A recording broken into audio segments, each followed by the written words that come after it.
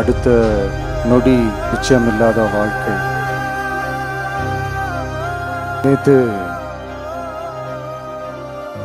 குஜராத்தில் ஒரு மிகப்பெரிய ரொம்ப சோகமான ஒரு இன்சிடெண்ட், ஒரு ஆக்சிடெண்ட் ஒன்று நடந்தது. ஒரு ஃப்ளைட் கிராஷ்.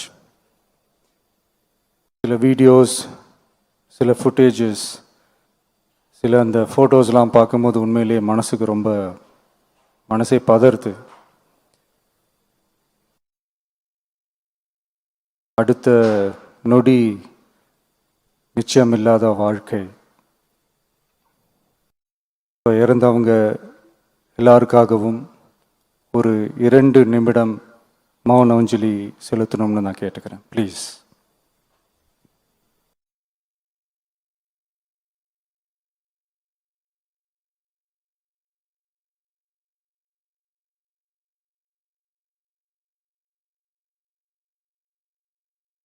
எல்லோரும் ரொம்ப தூரத்துலேருந்து வந்திருக்கீங்க.